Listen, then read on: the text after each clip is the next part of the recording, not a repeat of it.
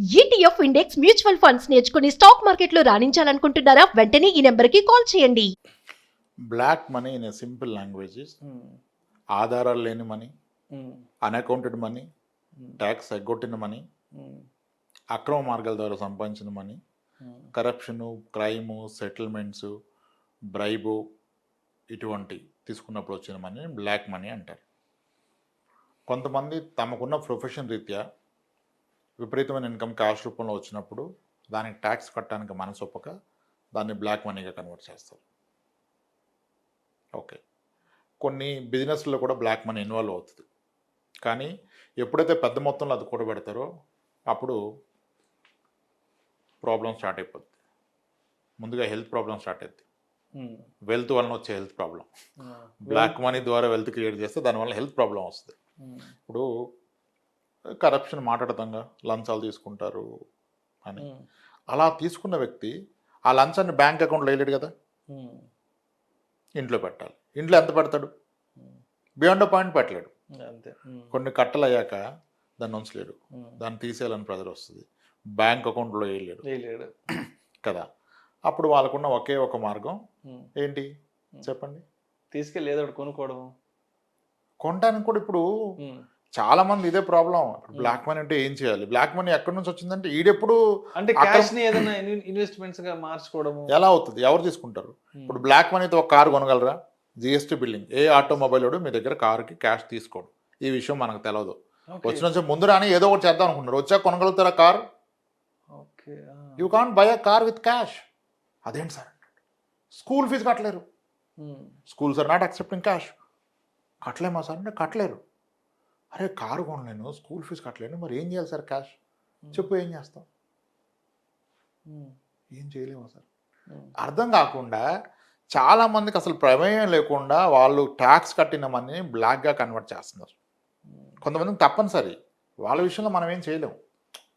ఇప్పుడు black money ఉన్న వాళ్ళు తప్పనిసరి పరిస్థితుల్లో ఏం చేస్తారంటే, మీరు అబ్జర్వ్ చేయండి, మన పొలిటికల్ హిస్టరీ చూడండి. మీరు ఎప్పుడు కొత్తగా పార్టీలు పెట్టినా, కొత్తగా ఎవరిని వచ్చి క్యాండిడేట్స్ని కొత్తగా బీఫామ్స్ వెళ్తే ఎవరిని తీసుకుంటారు?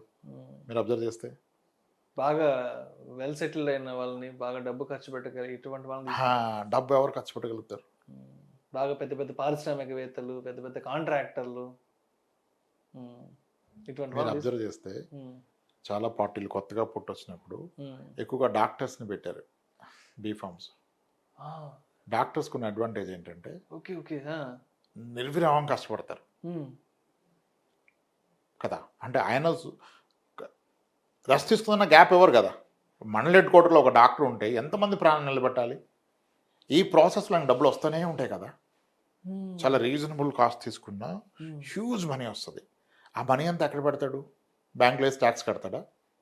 కట్టడు. ఏం చేస్తాడు? ఆ మనీ అంతా ఏం చేస్తాడు చెప్పండి? ఏం చేయాలి? క్యాష్ ఇంట్లో ఇంత లాట్ అయిపోయింది, ఏం చేయాలి సార్? లాట్ని తీసుకెళ్ళి ఏం చేయగలుగుతాడు? పంచుతాడా ఫ్రీగా? ఏం చేస్తాడు? ఏం చేయాలి చెప్పండి? మీకు తెలుసు, మీరు చెప్పట్లా.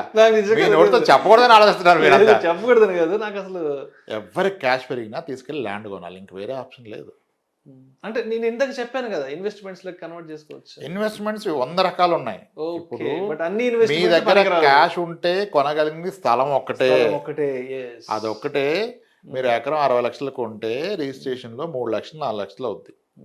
అంటే మీరు మీ బ్లాక్ మనీని సమాజ్ చేసేసరిగా ఇంకా ప్రూఫ్ లేదుగా. అమ్మినోడు కర్మ వాడికి ఇచ్చారు, మీ బాబుని వాడు గంట కట్టేశారు, అంతే కదా. సో అలా ల్యాండ్స్ కొన్నారు విపరీతంగా. అంటే కష్టపడి డబ్బే, అది క్యాష్ రూపంలో వచ్చింది, ఇంకా ట్యాక్స్ కట్టడం ఇష్టంలాగా వదిలేశారు. అలా కొన్నాక బీరువాళ్ళు నిండిపోయాయి కొంతమంది డాక్టర్లకి ఈ డాక్యుమెంట్స్తో. అంటే ఎండు పొలాలు కూడా ఉండాలి. ఇవన్నీ ఏం చేస్తాడు? నీ పిల్లలు చూస్తారా? తిరుగుతారా? తిరగరు కదా. మరి ఇంకా అది ఉన్న బరువే కదా, లగేజే కదా. ఒక ఎలక్షన్లో కాంటాక్ట్ చేస్తే ఆ అమ్మితే వచ్చేది ఏంటి? Black money. నువ్వు ఎలక్షన్లో ఓటు కొనాలంటే ఎలా కొనగలుగుతావు? బయట గూగుల్ పే, ఫోన్పే చేస్తావా? క్యాషే కదా. ఆ క్యాష్ మేనేజ్ చేయగలిగిన వాళ్ళతోనే జరుగుతాయి ఈ వ్యవహారాలు. చాలామంది ఎన్ఆర్ఐలు ఎందుకు కాంటాక్ట్ చేస్తారు? ఎప్పుడో వెళ్ళారు, కష్టపడ్డారు, చాలా సంపాదించారు, ఇక్కడ కొనేశారు. ఇప్పుడు వాళ్ళు వీడికి రారు, ఇవి తీసుకెళ్ళలేరు, మరి ఖర్చు పెట్టాలిగా. అందుకే ఎన్ఆర్ఐలు turn to be politicians, film ఇండస్ట్రీకి వస్తారు, డాక్టర్స్ అవుతారు, ఎందుకంటే దీన్ని కన్వర్ట్ చేయలేరు కదా సార్. ఓ మై గాడ్, ఇంత మతలబ్ ఉంది దీంట్లో. అంటే అప్పుడప్పుడు ఈ ఎలక్షన్ ఎమ్మెల్యే ఎంపీ క్యాండిడేట్స్ని అనౌన్స్ చేసేటప్పుడు ఎక్కువ డాక్టర్ డాక్టర్ అని పేరు వస్తుంటుంది. నేను అనుకుంటాను వీళ్ళు హ్యాపీగా ప్రొఫెషన్ కంటిన్యూ చేయొచ్చు కదా, ఎందుకు ఈ రాజకీయాలు వాళ్ళకి ఒక స్ట్రెంగ్త్ ఉంది. ఒక మండల హెడ్ క్వార్టర్ డాక్టర్ ప్రతి ఫ్యామిలీని టచ్ చేసి ఉంటాడు. మండల ఈయన మా డాక్టర్ అంటాడు, మా డాక్టర్ ఓట్లు పడిపోతాయి. ఫ్యామిలీ అటాచ్మెంట్ ఉంటుంది. అంటే ఇప్పుడు డాక్టర్స్ పెరిగిపోయారు. ఒకప్పుడు డాక్టర్లు ఒకళ్ళు ఇద్దరే కదా, ఇంకా ఆ ఏరియాలో డాక్టర్ అంటే ఆయనే. ఇప్పుడు 3 గంటలకి నీకు పాయిజన్ తాగిన కేసు, స్నేక్ బైట్ కేసు, ఎన్ని ప్రాణాలు నిలబెట్టి ఉంటాడు. 80లో 90లో అయితే ఒక డాక్టర్ చుట్టుపక్కల ఎన్నో కొన్ని వందల గ్రామాలకి. అందుకే ఎన్టీఆర్ గారు అయినప్పుడు మొత్తం డాక్టర్లే. సార్ మీరు చెప్తుంటే నిజంగా ఇప్పుడు అర్థమవుతుంది. పాత వాళ్ళ ఎవరైతే 80లో 90లో వచ్చినారో డాక్టర్ ఎక్కువ డాక్టర్సే sir. Oh my god. First ఇక్కడ ఎక్కడ రాంగ్ ఫ్యాక్ట్ చెప్పట్లా. నేను చెప్తుంది ఏంటంటే వాళ్ళు సమాజానికి తెలుసు, సమాజానికి సేవ చేశారు. ప్రతి ఓటర్ ఈ నా డాక్టర్ అని గుర్తుపడతాడు. అంటే నాకు అర్థం కాని విషయం ఏంటంటే వీళ్ళు లక్షలు ఖర్చు పెట్టి ప్రొఫెషన్లోకి వచ్చారు, హ్యాపీగా ఏదో సొసైటీకి సేవ చేస్తున్నారు, మనుషుల ప్రాణాలు కాపాడుతున్నారు.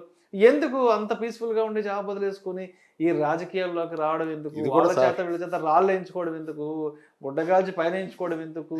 ఏంట్రా బాబు, ఎందుకు వీళ్ళకి ఎంత అవసరం? హ్యాపీగా డాక్టర్గా ఉంటే వాళ్ళకి అంటే వాళ్ళ పేరు వాళ్ళ మర్యాద మంచిగా ఉంటాయి కదా, రాజకీయాల్లోకి ఈ రొంపులోకి రావడం ఎందుకని నాకు అనిపించేది. బట్ మీరు చెప్తుంటే అర్థం అవుతుంది. ఇప్పుడు ఇది కూడా సేవ చేయడం వెళ్ళండి సార్. కానీ అంటే డబ్బులు అంటే ట్యాక్స్ కట్టని మనీ తెచ్చే కష్టాలు ఇవన్నీ. ఓ మై గాడ్ కదా. సో ఇప్పుడు ఒక డాక్టరు ఇప్పుడు లేదు, ఆ ప్రాక్టీస్ తగ్గిపోయింది. ఎందుకంటే ఇప్పుడు అంతా డిజిటల్ ట్రాన్సాక్షన్ వచ్చింది. డిజిటల్ అయిపోయింది. అప్పుడు అలా ఉండే. సో అప్పుడు వాళ్ళు అలా చేయడం కరెక్ట్. నేను ఐడెంటిఫై చేసిన పాయింట్ ఏంటంటే the person who is getting benefit, maybe legal benefit or illegal యాక్టివిటీకి వచ్చిన బెనిఫిట్ క్యాష్ రూపంలో వచ్చినప్పుడు ఆయన చేయడం కరెక్టే. కానీ the person who is paying 30% tax, investing in asset which is going to give him black money is very wrong thing కదా. ఇప్పుడు ఒక మర్డర్ చేస్తే, ఒక కిడ్నాప్ చేస్తే బెనిఫిట్ ఎలా తీసుకుంటాడు సార్? వాడు అకౌంట్ ట్రాన్స్ఫర్ చేయమని అడుగుతాడా? సూట్ కేసు లో తెచ్చి నిర్మానుష ప్రాంతంలో పెట్టేసి అదే కదా బ్లాక్ మనీ, అదే కదా బ్లాక్ మనీ.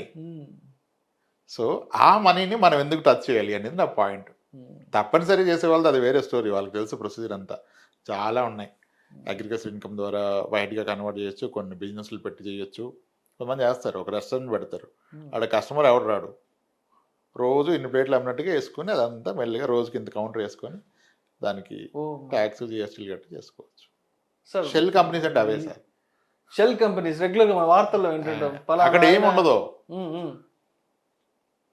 ఏముండదు. అక్కడ ఈ పెద్ద పెద్ద పారిశ్రామికవేత్తల పేర్లు కూడా రెగ్యులర్ గా ఎవరైతే పెద్ద పెద్ద అంటే లక్షల కోట్ల మార్కెట్ క్యాపిటలైజేషన్ పెద్ద పెద్ద మా ఎవరైనా వాళ్ళ పేర్లు కూడా చెప్తుంటారు.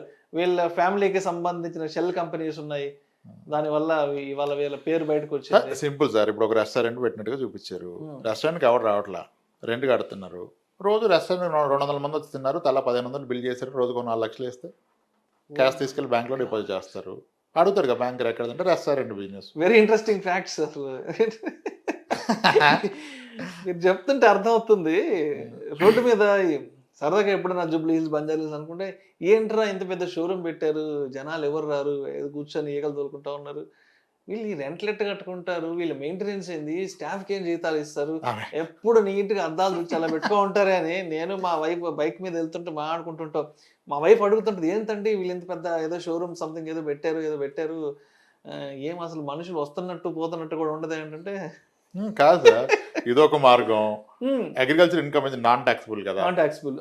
చాలా మంది పొలిటీషియన్స్ కలర్ క్యాప్సికమ్లు, స్వీట్ పొటాటోలు, బ్రోకోలీ ఏవో పండించి కోట్లు ఇన్కమ్ చూపిస్తారు సార్. చాలా మంది సెలబ్రిటీస్ కూడా నార్త్ ఇండియాలో చాలా మంది సెలబ్రిటీస్ ఆర్గానిక్ ఫార్మింగ్ పెద్ద పెద్ద వందల వేల ఎకరాల్లో ఈ మీరు చెప్పినట్టు పెద్ద పెద్ద తోటలు, క్యారెట్ పంటలు అని చెప్పి, రకరకాల పండ్ల తోటలు అని చెప్పి కోట్లు వచ్చేసి అంటారు కదా. నేను ఒక వీడియో కూడా చూశాను. అంటే ఈ ఏ సెలబ్రిటీ ట్యాక్స్ నుంచి తప్పించుకోవడానికి ఎవరెవరు ఇలా ఫార్మింగ్ చేస్తున్నారంటే ఇన్స్టాగ్రామ్ లో కొన్ని వీడియోస్ ఉన్నాయి.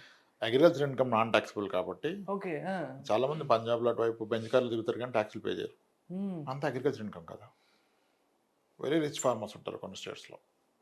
అందుకే ఏమో సినిమా యాక్టర్లు కూడా చాలా మంది చెప్తుంటారు, మా ఈ వీకెండ్ మా ఫామ్ లో స్పెండ్ చేసి వచ్చావు, మా ఫ్యామిలీతో ఉన్నాం, ఇదిగోండి మా ఫామ్ లో వేసిన మామిడికాయలు లేకపోతే ఇంకో ఏదో చేసి చూపిస్తుంటారు.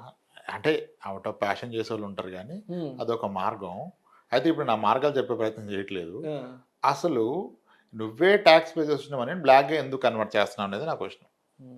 నువ్వు పెట్టే పెట్టుబడి నీకు ఇన్ రిటర్న్ బ్లాక్ ఇస్తే దండగా. ఇప్పుడు చాలామంది స్ట్రగుల్ చూస్తాం. ఇప్పుడు అమ్మాడు, స్థలం అమ్మాడు, ఒక 60-50 లక్షల చేతిలోకి వచ్చింది. ఏం చేస్తాడు? కారు కొందాం అంటే వాడు ఎవట్ల ఆటోమొబైల్. పిల్లలు స్కూల్ ఫీజు కట్టలేనా సార్? కట్టలేవు. మరి ఎలా సార్? ఏం చేయాలి సార్? ఏం చేస్తావు నువ్వు?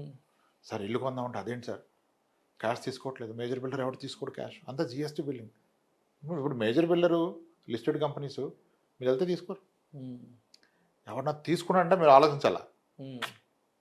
అది ప్రాక్టీస్ ఫెయిల్ అయిపోయింది కదా. సో అంటే నీకు ఇల్లు కొనడానికి పని చేయదు బ్లాక్ మనీ, స్కూల్ పిల్లల ఫీజులు కట్టడానికి పని చేయదు, నువ్వు కారు కొన మరి ఏం కొనడానికి పని చేస్తుంది? మళ్ళీ అదే స్థలం కొనుక్కోవాలా? మరి అంతే కదా సార్. అంటే మరి ఎందుకు బాబు నువ్వు బకెట్లో నీళ్ళు మగ్గులోకి, మగ్గులో నీళ్ళు బకెట్లోకి పోస్తున్నావు? పర్పస్ ఉండాలి కదా. సో కొంతమందికి ఇంకా ఆప్షన్ లేదు, కొనుక్కోండి. కానీ 30% ట్యాక్స్ వేసిన వ్యక్తి తీసుకెళ్ళి దాని ఫ్యూచర్ ప్రొసీడింగ్స్ దాన్ని అమ్మితే వచ్చేది బ్లాక్ అయినప్పుడు నువ్వు ఆలోచించుకోవాలి కదా. అది బ్లాక్ మనీ అంటే ట్యాక్స్ ఎగ్గొట్టిన money, illegal money, corruption money, crime money. ఇప్పుడు మీరు ఎప్పుడు ఐటీ దాడులు చేస్తే క్యాష్ ఏం దొరుకుతుంది? అదే బ్లాక్ మనీ కదా.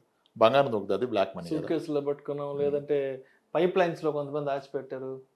సార్ నా అంచనా ప్రకారం బ్యాంకు లాకర్స్లోనే బ్లాక్ మనీ పెడుతున్నారు కూడా. ఈ లాకర్ వేరే వాళ్ళు ఓపెన్ చేయరు కదా, అక్కడ క్యాష్ పెట్టిన వాళ్ళు కూడా ఉన్నారు. గోల్డ్ పెడతారు లాకర్స్లో. ఇప్పటి వరకు గోల్డ్ ఒక ఆప్షన్ ఉంది బ్లాక్ మనీ ద్వారా మార్కెట్లో కొనడానికి, ఇప్పటికే నడుస్తుంది, మేజర్ కాకపోయినా. అది ఇలా చాలా మార్గాలు ఉన్నాయి. వీటన్నిటికీ సొల్యూషన్ ఏంటంటే ఆ క్యాష్ని సర్క్యులేషన్లో లేకుండా చేయాలి. అది లేనప్పుడు ఎలా వస్తుంది బ్లాక్? నేను ఒక ఫేవర్ చేస్తే నేను ఆశిస్తున్నాను బెనిఫిట్, ఇల్లీగల్గా చేసిన ఫేవర్కి, దాన్ని క్యాష్ రూపంలో ఆలోచిస్తున్నాను. ఆ క్యాషే లేకపోతే, క్యాష్ ఉండటం అనేది అంటే ఒకప్పుడు నెసెసిటీ, ఇప్పుడు అవసరం లేదు కదా, మొత్తం డిజిటలైజేషన్ అయిపోయింది కదా. ఆ క్యాష్ని కనుక ఫర్దర్ కంట్రోల్ చేయగలిగితే, ఒక యుఎస్లో లాగా హైయెస్ట్ డినామినేషన్ 100 రూపాయలే, అంతకు మించి ఉండదు సర్క్యులేషన్లో. ఏటీఎంలో నీకు నెలకి 4,000కి మించి రాదు అంటే మన దగ్గర కోపం వచ్చేస్తుంది ఆ పొజిషన్. కానీ ఎందుకు అవసరం? అంతకు మించి డబ్బు ఎందుకు అవసరం నీకు? హార్డ్ క్యాష్ రూపంలో ఏదైనా ఇల్లీగల్ యాక్టివిటీ చేయాలంటేనే క్యాష్ అవసరం. అంటే ప్రూఫ్ లేకుండా పని చేయాలంటే క్యాష్ అవసరం. ప్రూఫ్తో పని చేయాలంటే నువ్వు క్యాష్ అకౌంట్ ట్రాన్స్ఫర్ చేయొచ్చు కదా. అది జరిగితే ఎకానమీ బాగా గ్రో అవుతుంది. జనాలు అన్నెసరీ ముట్టుకుంటున్నారు క్యాష్. ఇప్పుడు డైలీ వేజ్ అతనికి సరే, ఆయనకి ఏదో అకౌంట్ లేదు, డిజిటల్ లేదు అనుకో, డైలీ వేజ్ ఎంత ఇస్తాం? 1000 రూపాయలు ఇస్తాం. ఆయనకి 100 రూపాయల నోట్లు ఇస్తే ఓకే కదా. సో డినామినేషన్ తగ్గించి డిజిటల్ ట్రాన్సాక్షన్ ఇంకా బాగా పెంచి ఏటీఎంలో కూడా విత్డ్రాల్ ఆల్రెడీ చాలా యాక్టివిటీస్ జరుగుతున్నాయి, నెమ్మదిగా అర్థం చేసుకోవాలి. క్యాష్ డిపాజిట్స్కి పెనాల్టీ వేస్తున్నారు, క్యాష్ విత్డ్రావల్కి ఛార్జెస్ వేస్తున్నారు. 10 lakhs అబౌవ్ క్యాష్ డిపాజిట్ వెళ్ళిపోతుంది ఇన్కమ్ ట్యాక్స్కి ఇమీడియట్గా. ఇదంతా తగ్గితే this will favour the clear tax payers. ఇప్పుడు ట్యాక్స్ పేయర్ మనీకి, బ్లాక్లో తెచ్చుకున్న అతనికి, ఇల్లీగల్ యాక్టివిటీ చేసిన అతని మనీకి విలువ ఒకటే కదా. మీరు ఒక స్థలం కొనడానికి పోతే ఆడికి 70 లక్షలే, మీకు 70 లక్షలే.